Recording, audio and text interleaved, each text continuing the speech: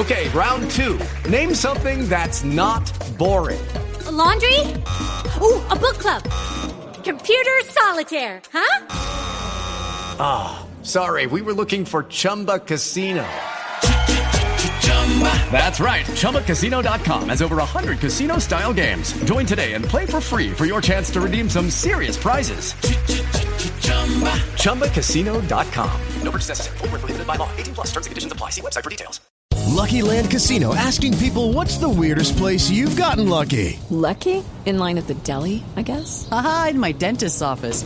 More than once, actually. Do I have to say? Yes, you do. In the car before my kids' PTA meeting. Really? Yes. Excuse me, what's the weirdest place you've gotten lucky? I never win and tell. Well, there you have it. You can get lucky anywhere, playing at LuckyLandSlots.com. Play for free right now. Are you feeling lucky? No purchase necessary. Void where prohibited by law. 18+. Terms and conditions apply. See website for details.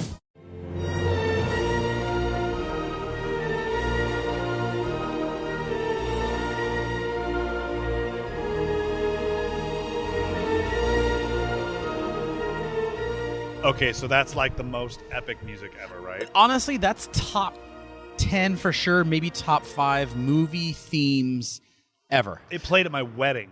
Really? No. Are you saying that your wife is a velociraptor? No, it didn't play at my wedding, but we did get married in Maui, so everywhere we went, it was like...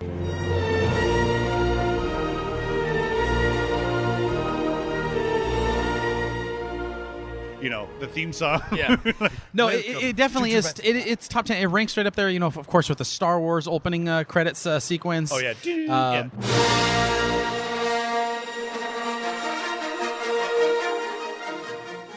Yeah, it's fantastic. Written by John Williams, who wrote the Star Wars one. Yeah, there you go. The guy kind of has a great track record. Indiana Jones. What's No, Indiana that's- Jones's?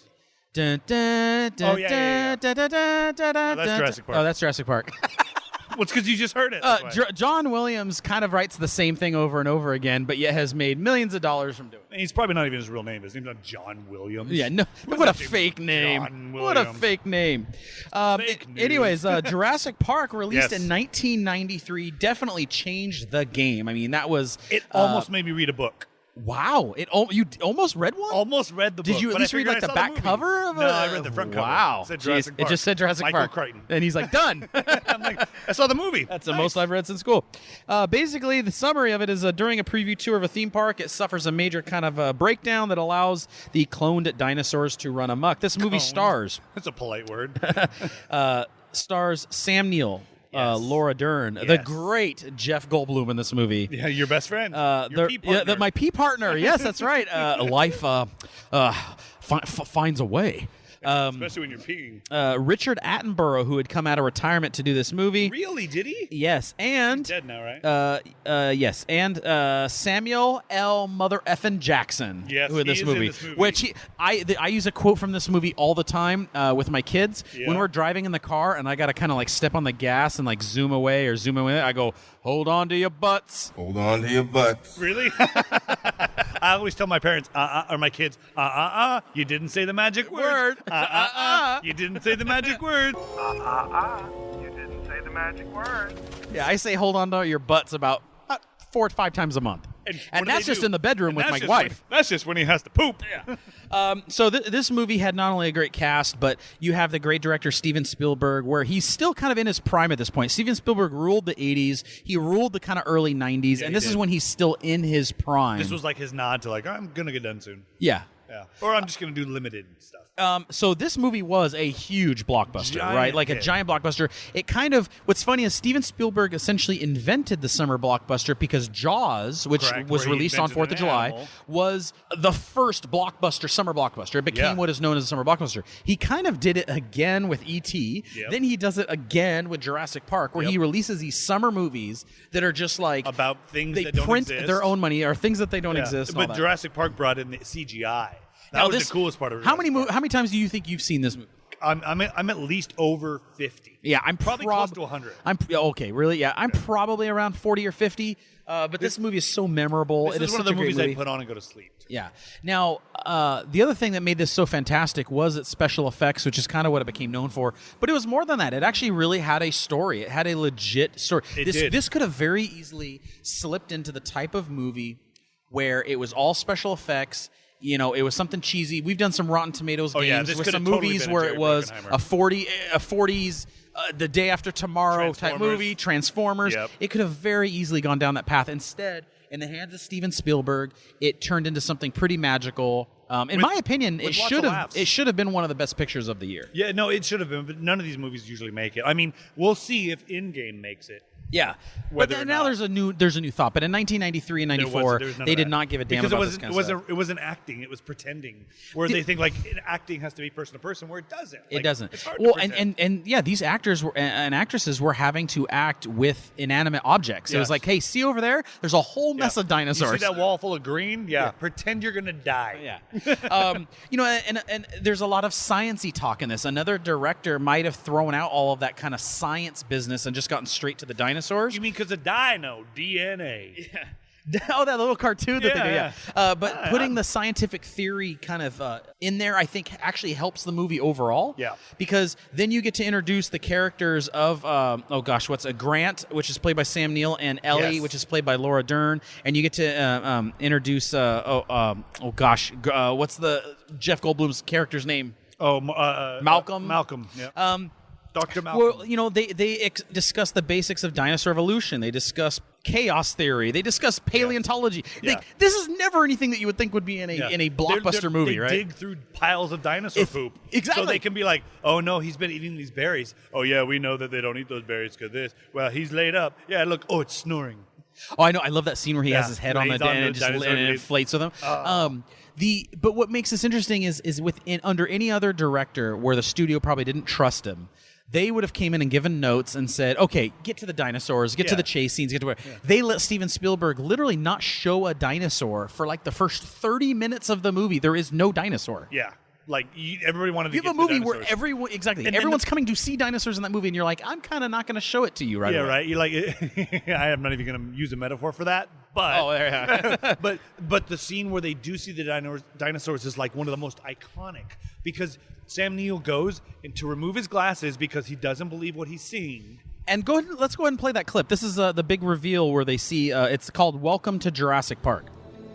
Alan, this species of Variformin's been extinct since the Cretaceous period. I mean, this thing is about this thing.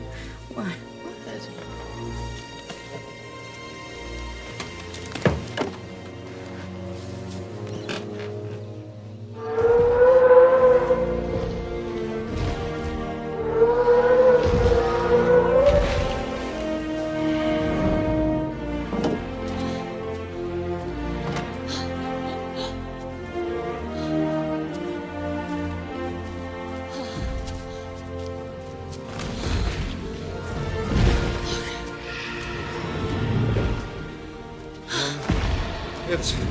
It's a dinosaur. You did it. You crazy son of a bitch, you did it. You can just tear up the rule book on it. Cold-bloodedness, it doesn't apply. They're totally wrong. This is a warm-bodied creature. This thing doesn't live in a swamp. This thing's got, what, a 25, 27-foot neck? Brachiosaurus 30.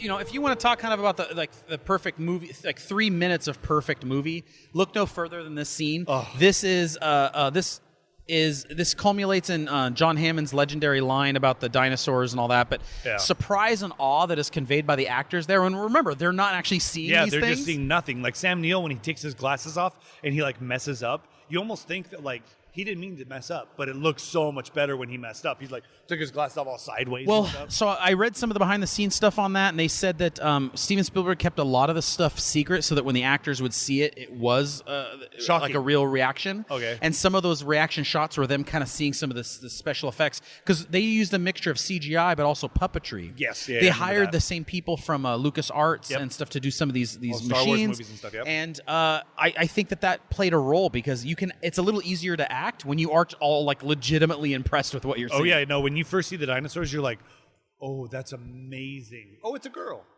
Well, I mean, computer-generated imagery had been used in films before Jurassic Park, of course, but never so convincingly and never to such a great extent. No, they didn't have enough money. I mean, name another movie before this where you're like, okay, the CGI is amazing. Like, you believe that these dinosaurs are real. Cool Brad Pitt, with Brad Kim Pitt in the Basinger. cartoon. That was realistic. The only Roger Rabbit. The morphing effects in Terminator 2. Ooh. I thought was pretty good. Yeah, but remember, that was pre those this. are small clips of a movie. This entire movie is based on essentially special effects and CGI. Okay. But they work in part because I think they were so well integrated between. It wasn't all CGI. They didn't if it push was it too all hard. CGI, it would have not looked good. It wasn't like the prequels of Star Wars. Everybody gets mad at the prequels of Star Wars because it was too much all CGI. All right. CGI. I mean, so they did a little think of too that much. scene we just talked about where he has he lays on the Tyrannosaurus Rex as it's breathing. If that was all just CGI, it wouldn't have looked good. Nope. But they It used was a actual Animatronics, robot, yeah. so an animatronic, and it looked better. It's literally the shark from Jaws. That's all it moved ever. Yeah. Because they couldn't get it to work.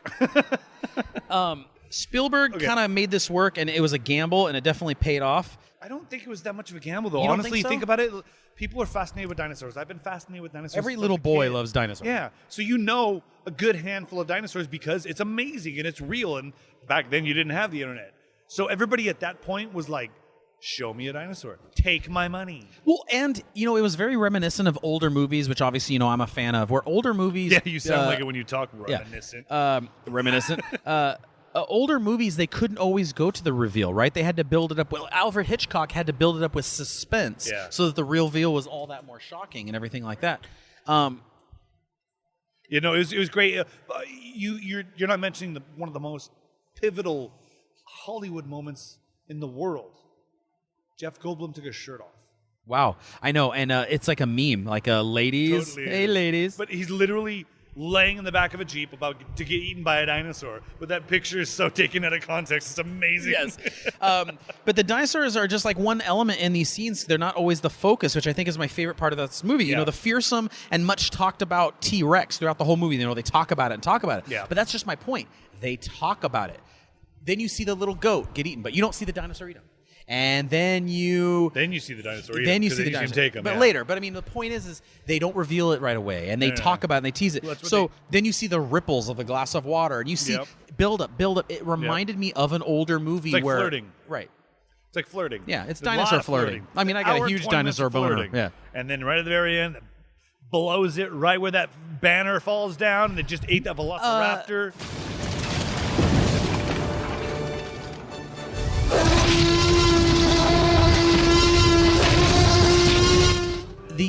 And it's like the booming glass of water. Yeah, that was dope. He created that by getting a bass string on a stand-up bass. Okay. And plucking it really loudly underneath. So that console, right underneath that console. It's because the base of the string made that thing. It's so cool. Oh man! See, that's the stuff that I like about movies is where they do something so simple to make such a big effect, and everybody. And what's funny is everyone remembers that effect. That's the only one you remember because if you're sitting there and you're anywhere and you see your ripple on your water move, you're like, oh shit.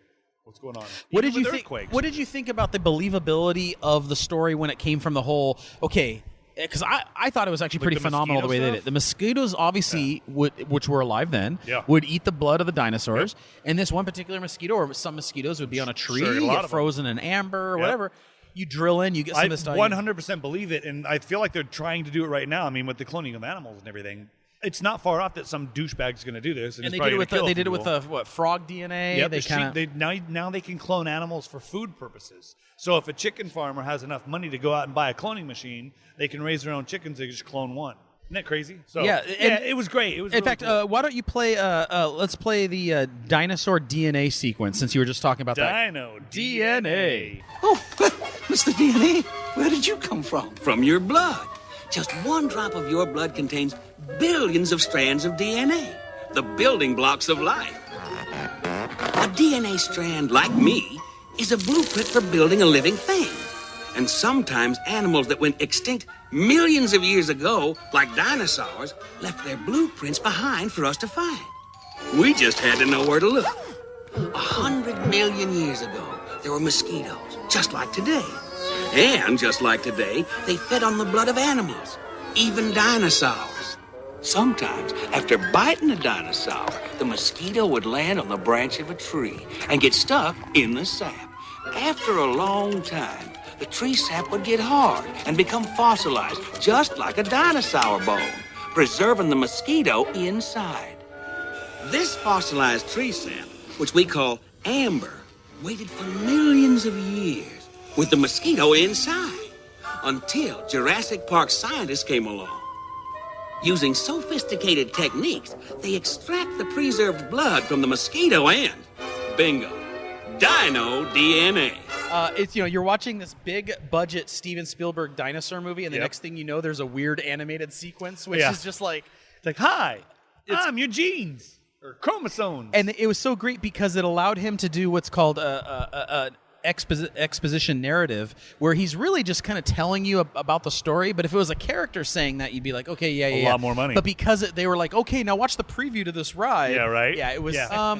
My other favorite scene is, and we kind of just briefly touched about it when we were talking about the dinosaurs, is the T-Rex attack in general.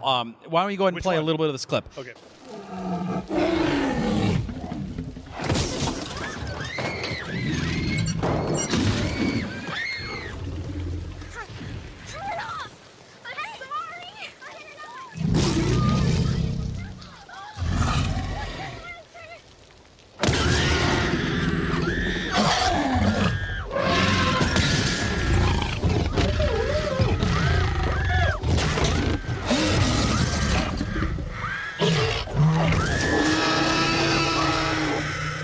That one. Yeah. So when the chasing the Jeep where it says objects in mirror are closer than they appear. Oh, that was great, amazing. mate. It was so Great amazing. little funny meme. Come on. We gotta get out of here. Now, right now. Go. Let's go. Hey. Start the engine.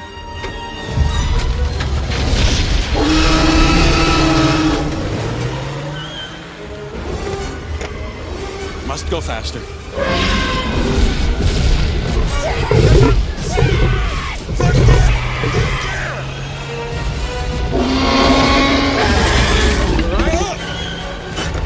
Get off the stick! Let him move! Look out! Down!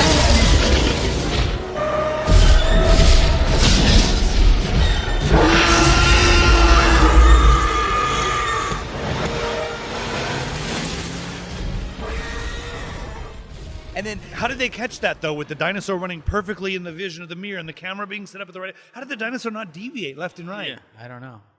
Like that's crazy. The other thing I thought was funny is some of the humor that they drop into this movie, like some of the humor between Sam Neill and the kids, and how he doesn't feel comfortable around the kids, Yes. and his wife or his partner is always trying to like push the kids on him. The other one that was really funny that I loved is where the lawyer runs into the bathroom to run away from the T-Rex, and then he got eaten, and he goes, well, no one really liked lawyers anyway. Yeah, right? Or how about when the lawyer was there in Hammond, the old guy's like, the lawyer's the only one on my side. Like he just sees dollar signs, and the doctors and these geologists are like, you're dumb. This is going to bite you in the ass, literally. The other thing is you got Newman from Seinfeld Yes. as the bad guy in this, who is trying to sneak off the cloned, some little clones of the dinosaurs to sneak them off to a rival park. Nedry, Yeah.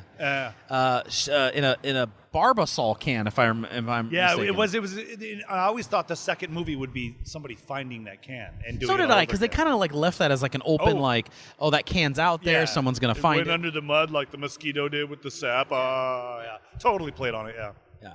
What was the bad guy's name? Remember the scene where he's like, "We've got him here." Nobody gives a fuck who you are. Yeah, no. Nobody cares who you are. He's on some beach. Yeah. And then he wipes. Bribe. I'm taking a bribe. Yeah. And then he wipes the shaving cream onto a piece of pie so it looks like whipped cream. Dodson! You shouldn't use my name. Dodson! Dodson! We've got Dodson here! See, nobody cares. Nice hat. Those little things in this movie. Yeah, there's made it some really great good. comic relief things. Samuel L. Jackson is in this movie. B.D. Wong, who's famous from Law and Order fame, is in this movie as one of the scientists. Okay. He's the Which Asian one is she? scientist. Oh, The yeah. Asian Yeah, scientist. he came back for Jurassic World and stuff. Yeah, and that's right. He came for those. But I think one of my favorite things about this movie, too, overall, was this is a movie where the kid actors weren't distracting. Sometimes kid actors are so bad that they're distracting to a movie. I thought these kids did a good job. Because remember, they're also, just like the adult actors, having to react to things that aren't there. Yeah. And they did a pretty convincing job of looking really scared and really nervous and really, was it overwhelmed. Kirsten Dunst? It wasn't Kirsten Dunst. I believe it was a young Kirsten Dunst. Was it? Yeah, it was, huh? Yeah, no, it was her, and it was a guy named Joseph Mazzello. He was Tim. And no, I agree with you. I 100% agree with you. But I think they were also let into the jokes. A lot of times when there's movies, the adults get the joke or whatever. Yeah. But when he's climbing over the fence and they're like, hurry up, ready? On the count of 3. 1, 2. And then he gets it down. They resuscitate him. He's like, 3. Yeah. That's like one of the most It's a favorite great scenes. line. It's By the way, so that is even still when I watch that movie and you know what's going to happen, I'm still really tense in that scene. Like, you like hold your breath. Because You're it's like, a kid. Because I'm thinking about like that being my kid. Yeah, except you don't have a boy. Yeah, I don't have a boy. Get down now! You're gonna have to jump. You crazy? I'm not gonna drown. Jim, do what that Let's man go. says. I'll count to 3. 1, 2, 3. I'm coming up to get you. Lex, I've got to get Tim. Okay. I'm gonna count to 3. 1, 2.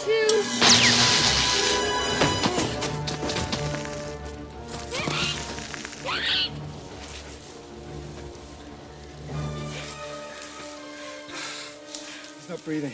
Speaking of the kids, you have another great scene, and this movie is just filled with great scenes, but you have another great scene of them trying to escape, and they are in the kitchen. Why don't you play that scene a little bit?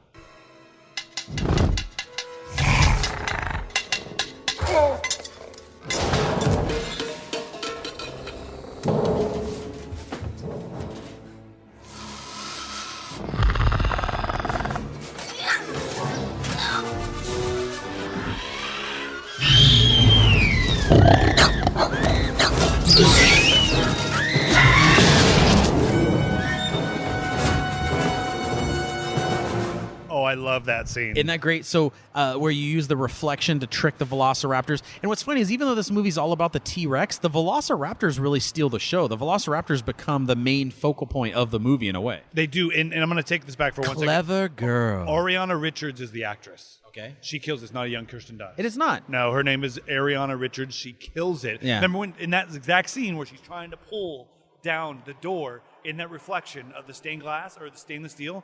Man, you see her eyes. She's panicked. She's really, really scared. Yeah.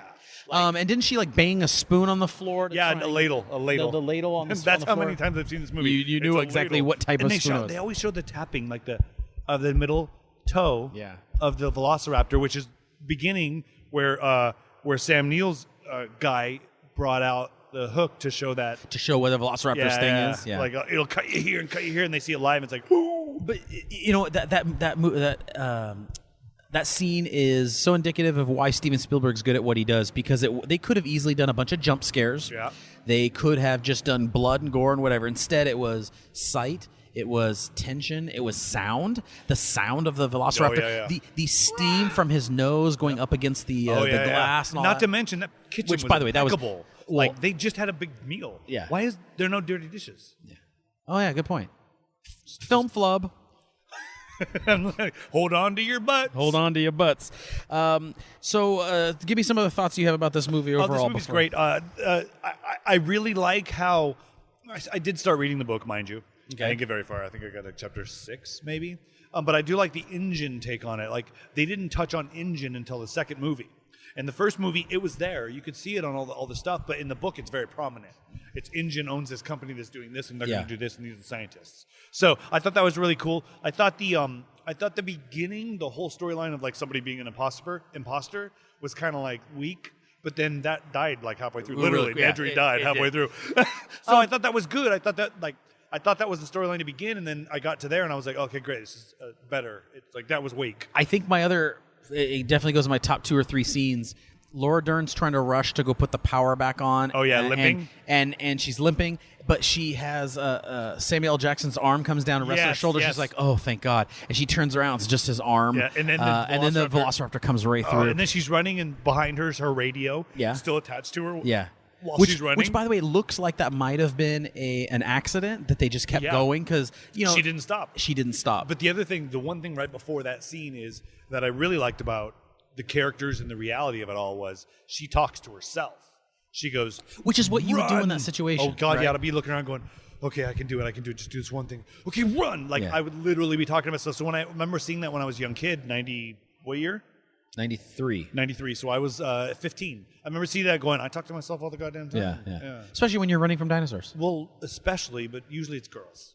All right, so a couple of maybe things you didn't know about this movie. All right, what didn't we know? That you should have added an echo right there. That would have been more impressive. What didn't we know? Jurassic Park almost took a backseat to Schindler's List. This is what's interesting. Steven Spielberg, at the same time, is making Jurassic Park and Schindler's List. So he was excited about Jurassic Park, but he wanted to direct his dream project. I mean, this was his dream project. Was Schindler's List? Oh, Schindler's List. So he's like, I'll kill everybody in this movie. In this movie, I'll just stick to it. He was writing both movies, and while he was working on Jurassic Park at night, he was writing Schindler's List, like doing the final prep work and all that to film. Too bad it didn't pay off, though. MCA Universal President Sid Sheinberg would only greenlight his Holocaust film if he agreed to make Jurassic Park first. Both films were released in 1993. Schindler's List won Best Picture. Yep. Jurassic Park was the #1 grossing film. Isn't that crazy? Like, he's working on two movies at the same time that one's the biggest grossing and one's the Best Picture. I mean, my resume is a little bit better than that, but I guess. Yeah, I guess so, right? Yeah, right. After filming Wrapped, another famous director that we all know and love took the reins so he could start on Schindler's List. So it says, Spielberg and his crew completed filming on Jurassic Park on November 30th, 12 days ahead of schedule. But he had to immediately shift gears and concentrate on shooting his very complex next film, Schindler's List. Oh, yeah. Which would go into production 5 days later. That's how quickly the turnaround is. Right. Because of the tight shooting schedule on a film and that extensive post-production needed for Jurassic Park, he handed over post-production responsibilities to friend and frequent collaborator George Lucas, who owned ILM and was given a special thanks in the credits at the end of the film. Wow, that's Isn't that crazy? So what's great is how well that these special effects tied in, and of course you go get the guy who essentially invented these type of special effects, which is great. That's great, and you know they work really well together. They've done a ton of collaborations. People just don't know. Indiana Jones is George Lucas and Steven Spielberg. It's a co-movie. And Han Solo. Yeah, exactly. Exactly. I mean, they called up Harrison Ford, like, hey, dude, we got another movie. He's like, all right, cool, I'm in, I don't care. And he goes, oh, I gotta hate snakes. Whatever. All right, whatever. Other big names that were up for the roles in the film. Casting is everything in this business. Other possible candidates for the roles included. So is prostitution. It is. William Hurt and Harrison Ford as Dr. Grant. Can you imagine Harrison Ford? No, because he was in Mosquito Coast. He killed that movie. Harrison Ford in Mosquito Coast. It doesn't look like him at all. He's a scientist. He's living out in the middle of nowhere. I couldn't have seen past that, so it was probably a good choice not to go with him. Okay, how about this? Christina Ricci as Lex, the girl. Oh, yeah, I would have taken that. I love her. Yeah, she would have done great. Sean Connery as John Hammond. The that would have been pretty funny. That would have been pretty awesome, man. They looked very similar, too. 007 is John Hammond. And then Robin Wright would have been Ellie. Who's Robin Wright? She was married to Sean Penn for a while. You'd recognize her. She's blonde. Also, it took many different animals to create the T-Rex's roar. The sound design of the T-Rex's roar was reported a composite of a tiger, alligator, and baby elephant sounds. Oh, really? And I thought it just had sleep apnea. Is that what you sound like? Hey. The Dilophosaurus roar was combining howler monkeys, hawk screeches, rattlesnake hisses, and swans fighting. Why does anyone care? I just think it's kind of funny because if you're a sound designer, you're like, Steven Spielberg comes to you and says, I need a roar for this dinosaur. You're like, I got it. I'm going to fart in a tub. I'm going to grab some swans. I'm going to grab some swans. I'm going to have the sound of an acorn falling and hitting the ground and a car honking its horn.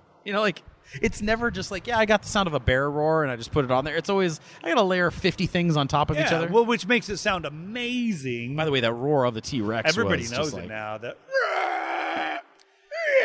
I'm not getting close to it. I'm like, hold on one more time. Nope, not working. I'm pretty impressed. No, you're not. You're watching the Angry Bird movie across from you right now. All right.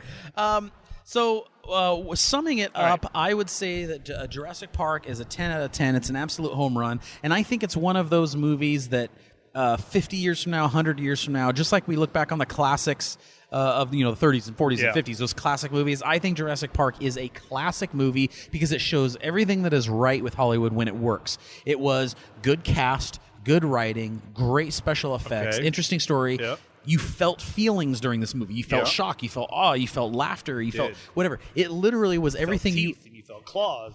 It's when you go to a movie, you hope it's as good and as satisfying as Jurassic Park was. So I would say that it's kind of an everlasting movie. It is, and it could have been a cult classic, even if it wasn't a big budget movie, because everybody loves dinosaurs. I think I'm not saying it would have been as hoity-toity as Sharknado per se, but it would have been good enough with these people on it, even if it flopped. Like, I mean, a number of movies, it would have come back as a cult classic because people love dinosaurs. It would have been like Nightmare Night of the Living Dead and stuff like that, which was like, oh, those are great slasher films, but now they're like classics. They ran. This was the rare one where it's a classic, but it was also a huge blockbuster, which then opened the door for the other 2 movies they did. Plus the new. If you were ranking, how many Jurassic Parks have there been? 4? 5. Yep. If you were ranking Jurassic Parks, how do you rank them? Ooh, that's a great question. I would say I would almost go in order, except for I would get rid of that Jurassic Park 3. I think Jurassic it was. Park 3 has William H. Macy though, and what's her face? Maybe it was 2 then. Bad Boy. But Jurassic Park 2 is the one with the pterodactyls. No. Sorry, Jurassic Park 3 is the one with William H. Macy and the pterodactyls. Jurassic Park 2 is the one with what's his face, Dr. Malcolm, and they bring it back to land. It's got Vince Vaughn in it. Julianne Moore? Yeah, she's in it. So but I did not like that one. I wouldn't put that as number 2. Yeah, I would go. I would go 1. Agreed. Jurassic Park, Jurassic World. Then I would go Jurassic Park 3. Yes. Then I would fall back to Jurassic Park 2 and Jurassic Park 5, which would be Jurassic Park 2, The Lost World, and Jurassic World, The Last Kingdom. Part 5 was no good. The Last Kingdom, but The Last Kingdom and number 2 are the same movie. Yeah, they were no good. Different effects. So the thought of 1 and Jurassic World, Jurassic Park, which is really cool that they're back and back, Jurassic Park, and then Jurassic World or Jurassic Park 3 is really good. I think I go 1, 3, 4, 2, 5.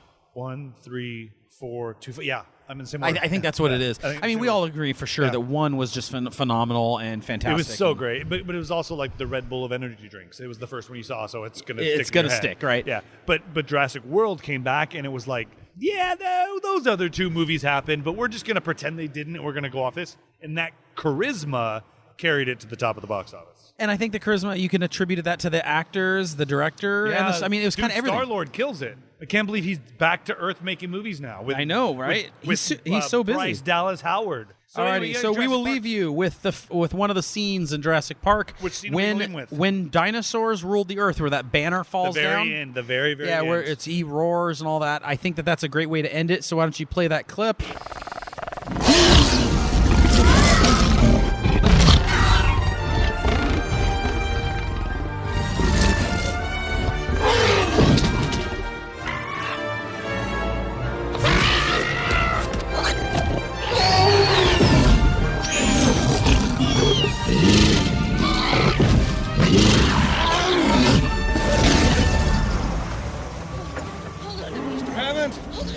After careful consideration, I've decided not to endorse your park.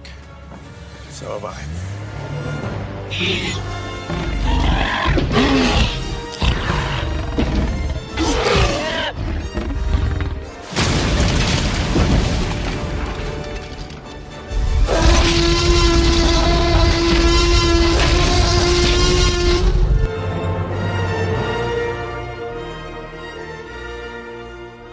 And let's get on out of here. I enjoyed Jurassic Park thoroughly. I hope you all did too. One of my favorite movies. And it is part of my favorite book. It is. Well, you've read one book. Yeah, you've read one book. So I'm like, it's part of it. So. But yeah, it was fun. I love that movie. If you have any ideas for movies, go to thisisfunner.com and contact us there. Or you can follow us on Twitter. Chris_Donovan is mine. I think we should do mine's at Sinatra's Rat Pack. I think we should do, so we've done an action movie. We've done a comedy movie. I don't want to do a romance movie. We got to think of... we got to pick the worst chick flick. We did Matrix. We did sci-fi. We should do the worst chick flick. They're all worst. They're all bad. Still. But yeah, right. We'll shoot us some ideas. We've already done a sci-fi, we've done an action, and we've done a comedy. I think maybe we need to do just a good drama from maybe like the 80s or 90s. We'll figure something out. A Client or something, or Pelican Briefs. Yeah, Pelican Briefs, all about wearing underwear. Yeah, and with something sea like creatures. That, like Conspiracy Theory. Oh, I love Conspiracy Theory. And Julia Roberts. I've seen that movie so many times. Okay. If once I tell you about Julia Roberts' vein in her forehead, you can never unsee it. Okay, well, don't tell me yet. So Julia Roberts has a vein in her forehead. Every time you see her from now on, you will see the vein in her forehead. Trust me. All right, everybody. Well, thank you for joining us on this very special movie episode of We Should Be Better at This. Rate, review, subscribe. Subscribe and tell us what you think. All right, everybody. Have a great day. Catch you later.